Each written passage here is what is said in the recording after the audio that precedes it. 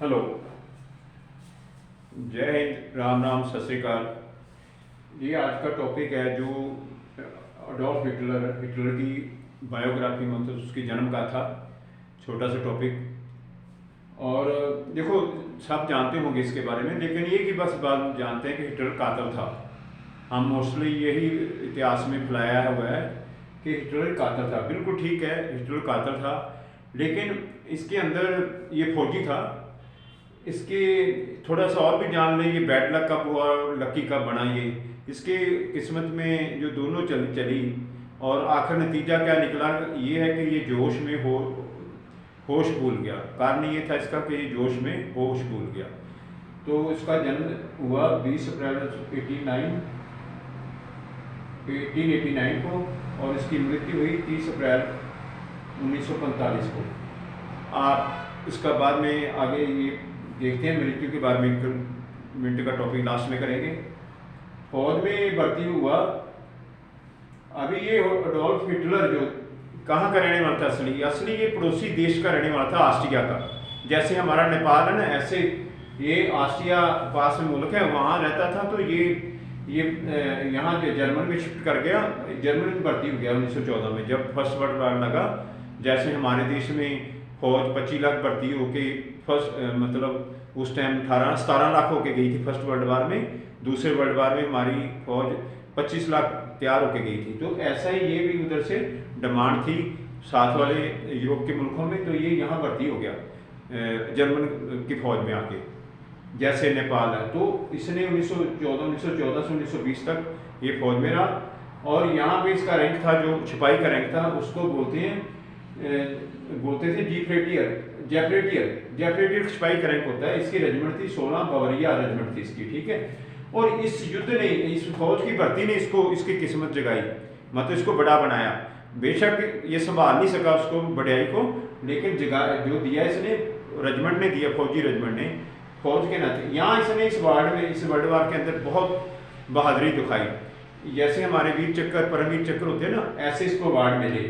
तो इससे ये अवार्ड जीतने के बाद, लेने के बाद इसने डिस्चार्ज कर लिया रेजिमेंट से, और इसने ज्वाइन कर ली पार्टी। जो ऐसे पार्टी चलती है, बीजेपी, हमारी कांग्रेस, या और कितनी पार्टी है ना, आप पार्टी, ये पार्टी, फलाना पार्टी, ऐसे ही उस टाइम वर्कर पार्टी चल रही थी वहाँ पे जर्मनी में, तो इसने वर्कर पार्टी को ज्वाइन कर लिया। तो उसका जल्दी से ये हेड बन गया, प्रेसिडेंट बन गया, ठीक है। और इस पार्टी को उसने फिर नाजी पार्टी में, खतरनाक पार्टी जिसको बोला बाद में, नाजी पार्टी में कन्वर्ट कर दिया, इसी वर्कर पार्टी को, है ना। उसके बाद इसने क्या किया, एक ट्राई 1923 में ट्राई मारी, तख्ता पलटने की, सरकार की ट्राई मारी। अभी नाजी पार्टी का इस तख्ता मारने की हिम्मत कैसे आ गई, बोलो। अभी एक पार्टी कैसे तख्ता पलट सकती है। लेकिन हाँ, जो इसका नाजी पार्टी के अंदर इसने अपनी पार्टी की कुछ सैंपल बना दिए थे। जैसे बैज नहीं होता पगड़ी पे, ये टोपी पे बैज होता है, यूनिफॉर्म हम डालते हैं, उसका कलर अलग होता है, स्कूल की यूनिफॉर्म होती है। इसने ऐसे ही काला रंग और लाल रंग को इसने अपनी यूनिफॉर्म में लाया। जो इसके मेंबर थे इस पार्टी के, है ना, इसने क्लबें, गाँव में क्लबें खोल दी, लोग यूनिफॉर्म डाल के क्लबें अटेंड करने लगे।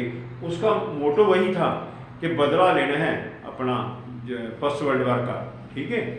तो इस करके इतनी स्पीड से ये नाजी पार्टी जर्मन में फैल गई।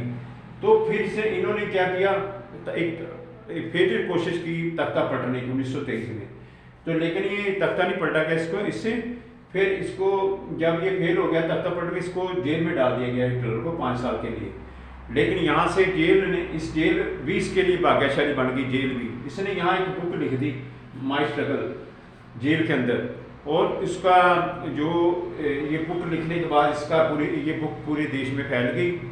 और जब ये बुक का इतनी पॉपुलर हुई कि इसका मोटो यही था, मिशन था कि बदला लेना है। और ये अनख जगाई इसने जर्मन के लोगों के अंदर, अनख जगाई कि जो देखो हमारे फर्स्ट वर्ल्ड वार के अंदर हमारे देश का जो इन मुल्कों ने हड़प लिया, सब कुछ हुआ भी ऐसे ही था।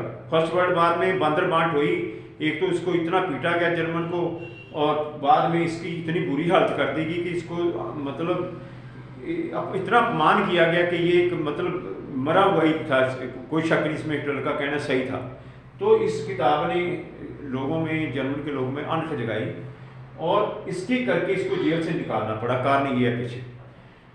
तो जब एक अभी जेल से बाहर आता है तो अभी 1932 में इलेक्शन होते हैं फिर, तो इस इलेक्शन के अंदर ये नाजी पार्टी ने सरकार को हैंग गवर्नमेंट में बदल दिया। हैंग मतलब किसी को मेजोरिटी नहीं मिली, नो पार्टी वोट मेजोरिटी। तो अभी इसकी किस्मत हिटलर की जागनी शुरू हो गई।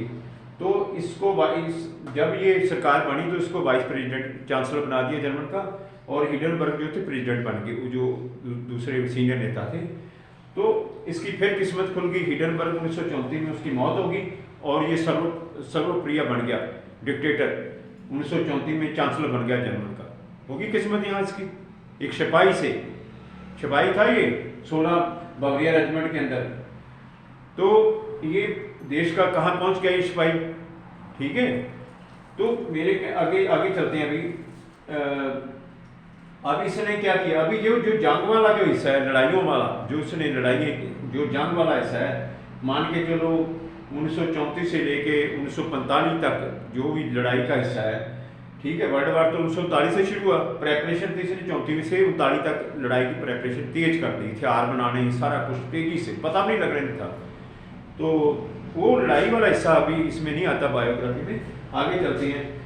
इसकी अभी वर्ल्ड वार के अंदर इसको कातल कहें या क्या कहें इसको, अभी सवाल ये होता है कातल कहें क्या कहें इसको। लीडर वो अपने देश के लिए, हर लीडर अपने देश के लिए काम करता है कि नहीं बात। और ये फौजी लीडर ही रहा, आखिरी समय तक ये वर्दी डाल के रहा, चांसलर तक भी यूनिफॉर्म डालता रहा फौज की ये, ठीक है। और अभी देखो इसने कितना कातल बनाया, या किस फिगरों से इसको कातल दुनिया बोल रही है। इसके केले ने 19.3 मिलियन सिविलियन कैदी मार दिए, मरवाए। पूरी दुनिया में जो सिविलियन मरे और कैदी मारे गए पूरे मुल्कों के 19.3 मिलियन, मतलब 1 मिलियन 10 लाख का होता है। तो 190 लाख तो मोटा ही डाला 19 मिलियन का, है ना। इतनी दुनिया तो सिविलियन और कैदी मारे गए, मुल्कों ने कैदी मारने शुरू कर दिए एक दूसरे के, ठीक है। उसके बाद जो जवान मरे फौजी और सिविलियन जो हमारे साथ काम करते थे सिविलियन, वो 28.7 मिलियन सोल्जर सिविलियन मारे गए। आप अंदाजा लगा लो पूरी दुनिया के जितने देश लड़ाई लड़ रहे थे, 28 मतलब 280 लाख तो ये लगा लो, ऊपर वाले लगा लो। तो इतने लोग मारे गए। और यहूदियों का हाल सुन लो। यहूदियों को तो इसने ऐसे मारा उनको बेचारों को कि जैसे ना उठाओ और आग में फेंक दो, उठाओ पानी में फेंक दो। जेनोसाइड बोलते हैं इंग्लिश में। नरसंहार किया इसने, 60 लाख यहूदियों को मारा गया। अभी आप पूछोगे साहब उसका मारने का कारण भी बता दो। तो मारने का कारण यही था, वो देश में क्या चाहते थे कि कैपिटलिज्म सरकार हो या कम्युनिज्म, मतलब कॉमन लोगों की, अमीर लोगों की सरकार हो, पूंजीपतियों की सरकार हो। और कॉमन मतलब कम्युनिज्म मतलब कुछ बंदों की सरकार हो। जो हिटलर इसके एंटी था, वो सरकार आप तो बन गया, वो डिक्टेटर बन गया, वो तानाशाही की सरकार चाहता था और वही उसने किया। और इनको ये इधर से दूर रखा, तभी इनको मारा यहूदियों को। जो ये आवाज़ उठा रहे थे, इसी बात को दबाया नहीं गया, मार खत्म ही कर दिया गया, मार ही दिया गया उनको। उसके बाद अभी आप देखो, अभी ये इसका अपना खुद का क्या हाल हुआ। बोलते हैं ना, अगर इसका कंक्लूजन या मॉरल क्या मिला इससे, कि इसने जोश में होश गवा दिया और आप खुद को भी इसको आत्महत्या करनी पड़ी। 30 अप्रैल 1945 को इसने मोर्चे के अंदर खुद को सुसाइड किया गोली मार के। अभी ये सारा कुछ इतनी दुनिया मरवाने के बाद अगर इसका कंक्लूजन क्या निकलता है कि ऐसा काम को संसार क्या बोलेगा, बताओ।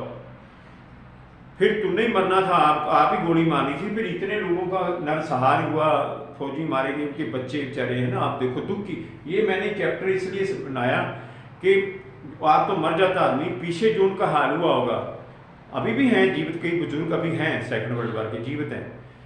तो उनका पीछे जो औरतें हैं उनकी बेचारी रह गई, उनका क्या हाल दुर्दशा हुई होगी।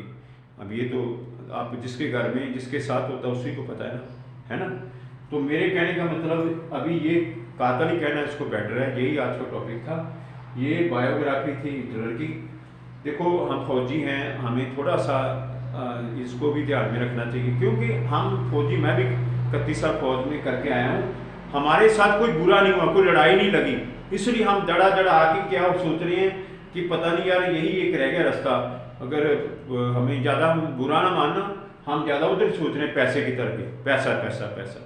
आप देखो जान बच गई लाखों पाए, है ना, जान बची लाखों पाए नहीं बोलते, वो ये जो बच के आ गई इस कातल से, तो आप समझो तो है ना, जान बची लाखों पाए वाली बात है।